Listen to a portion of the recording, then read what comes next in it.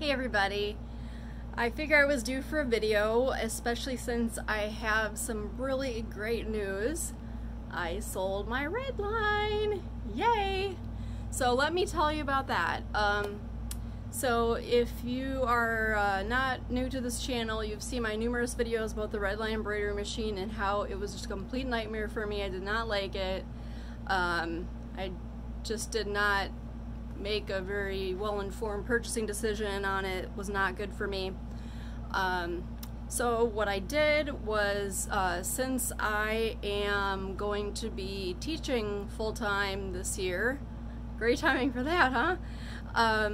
That I no longer needed a multi-needle machine. So I decided to downsize into a single needle machine and sell the Redline.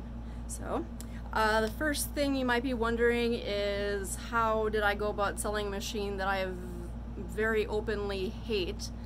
So I placed an ad for it and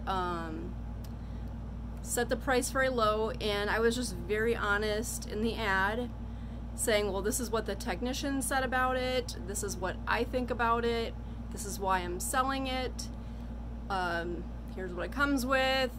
I've hit the hoop with it a couple times.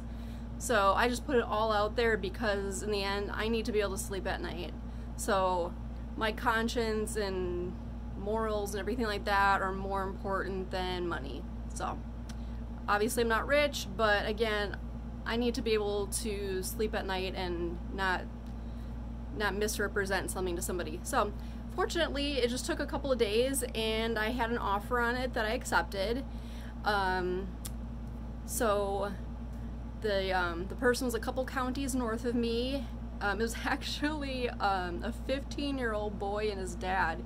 He had started an embroidery and custom clothing business and was doing so well that he needed a second machine. So I was conversing with his dad, and again, I let him know everything, gave him the name of my technician, Bill Garvin, who he had actually, whose company he's actually been working with already, so he was familiar with him. You know, I said he's welcome to speak with Bill about the machine if he wanted to. He could try out the machine as long as he wanted to. You know, just as long as you're wearing a mask, come on into my house and try it out, whatever you need to do. So he said, you know, at the price I agreed to, he was willing to take a gamble on it. I appreciated my honesty. He tried out a little bit and it's gone. So wonderful. I told him I was gonna kind of laugh if his son didn't have a single problem with it ever, which he might. Again, I said I'm not mechanically inclined. It could have I just maybe suck at operating commercial embroidery machines. I have no problem admitting that's a possibility. I'm certainly not a master of everything. So that's done. So then that same day, I saw an ad for what is this thing I'm looking at over here? Brother Innovis 4000D. So it's a single needle sewing and embroidery combo machine, and it has hoops up to 7 by 12 inches. So that makes 99% of the types of things that I like to make and embroider. So that worked great for me. Drove 2 counties south of here. Very nice, nice woman and her husband. She upgraded to a massive baby lock. I don't remember what the name of it was, but it was, oh my gosh, I can't even compare. It's just massive, massive embroidery machine, plus she had another one, so goals. She was retired, so she is definitely enjoying retirement. So she had the machine for a number of years. I don't know how old it is. I do know it's discontinued by the manufacturer. So I don't think I'll be doing like tutorials on the machine itself or anything like that. I may make a brief video just talking about it in case someone else comes across one use that they're considering. Maybe it'll be helpful. But in any case, I've used it a tiny bit. I've mostly been really into sewing lately. But so far I love it, and I didn't even think about the sewing part of it, and she showed me the thing threads itself. So not only does it have the thread cutter, but it threads itself. You push a button and the thread just goes down and through the needle and oh my gosh, it's wonderful. So then I'm thinking, well, I have this Elna Envision sewing machine that's at least 18 years old. This thing makes it look like trash by comparison, even though that's a good machine. So I might just use this thing for sewing as well. So the only thing is it didn't come with a foot pedal, so long story short, this very wonderful woman named Kathy, hi if you're watching, she wasn't using her foot pedal for that machine. She sent it to me for free. I got it this morning, it's all ready to go, cannot wait to use it, so thank you so much. That's so very kind of you. I did offer to pay at least for shipping and she declined. So again, thank you. Remember this, there are more good people in the world than bad. So anyway, there's that. And then I'm just going to show you a couple things I've been sewing lately. The first thing, had it around my wrist. This is called Call Me, and the pattern is Patterns by Annie. So you can see it's kind of like, here, I'll put it on.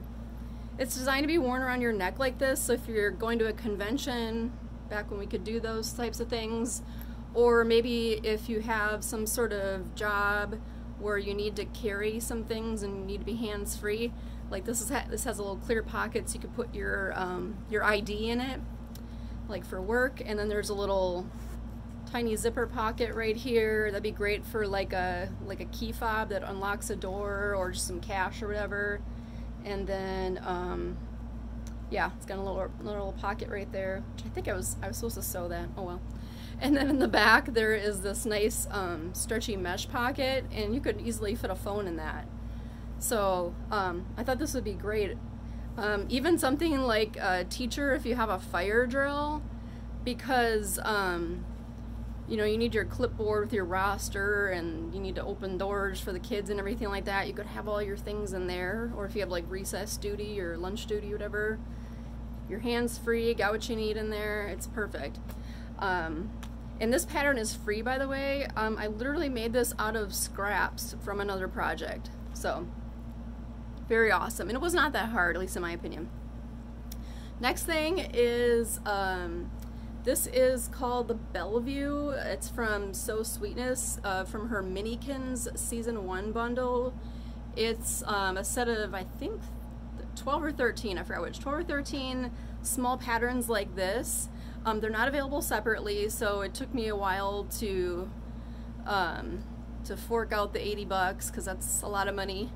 But I'd seen so many of them made up, and I was looking for smaller projects that I could use, you know, small leftover pieces of fabrics and interfacings for. So far I'm very impressed. I've made over half of them so far. I believe this is the large Bellevue, and then it's got a lining here. Loving this manatee fabric. Next one, this is another Minikins. This is the cotton candy one. This is a size small. It comes in small, medium, and large. And then the zipper veers off, which makes the bag be able to open really wide, so you can easily see everything in there. And you could even set it on a tabletop and, you know, put like your sewing clips or snacks or whatever in there. Then I finally got to make the round Kismet trinket box. This is from So Sweetness too, but it's a standalone pattern, and it comes in 3 sizes. It comes in round and then a rectangular shape. This is the large. This was a little difficult. I would not be showing this close up because my seams are not awesome, but you can see it's pretty useful because it opens up all the way like that. If you're really ambitious, you could add some little internal mesh pockets or something. It's very cute. And this is Allison Glass fabric, by the way. I got a fat quarter bundle a couple of months ago, and I've used almost every little piece of it. And the last fabric is also Allison Glass. This is called the Turnabout from Little Moo Designs. I don't know if it was the fabric I used or the fact that I used this bulky metal zipper, but I'm just not loving this one. I got a bunch of metal zippers, I'm trying to use them up, but it does open up really wide, so that's very handy. And then it's got this front overlay detail on it, and then these are just some rivets. The pattern called for grommets or eyelets, and I decided to use these instead. So there's that. I don't remember where. I think this is Riley Blake fabric, but I really can't remember. I've had it for a while. So, and this is glitter canvas from My Punk Embroidery. Next is the Peekaboo. I think it's Beauty Bag is the full name. It's from Mormino, and this is it was a pretty inexpensive pattern. I think it was just like, I don't know, it was way under $5. It was very cheap. This is the second one that I've made. The first one, I pretty much used the same types of materials, just, you know, different colors. So glitter canvas for My Punk Embroidery, and then some quilting cotton that, I don't even remember where I got it. But anyway, it uses a handbag zipper, and then it's got this lovely blue lining. I didn't even bother interfacing the lining, and it works just fine. But there is a tutorial video for this, probably on Lauren Mormino's channel, I'm almost positive, and then also Okla Roots. I've been loving her channel. Her sewing tutorials are awesome. They're just so well done. Production quality is great, her personality is fun, and she just released an In the Hoop embroidery tutorial.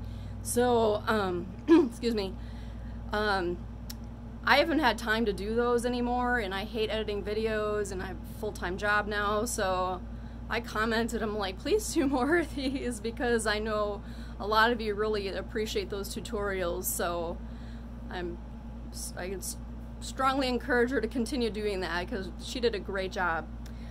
Oh, and then one more. This is another Minikins. This is the I Spy. It's a size large, and as you can see, it uses clear vinyl. Mine is a blue tint. This is also from My Punk Embroidery and more Allison glass fabric, but that is super useful. It'd be great for like pencils or toiletries. I don't know, whatever. Shoot, I have two more over there. I'll just tilt the camera a little bit. I don't want to run off camera to go grab them, but Binary is the closer one, and then the Zeppelin, those are also from Minikin Season 2. Love both of those. They're excellent. They're so unique. They are great toiletry bags. They're the perfect size. And that's all I can see from here. And then what I'm currently working on, this is the lid of a Camille camera bag. Let me turn the tripod a little bit. The lighting is getting kind of wacky. But anyway, this is as far as I got so far. This is for my husband. He recently got into photography and needed a bigger camera bag. So this is the lid so far.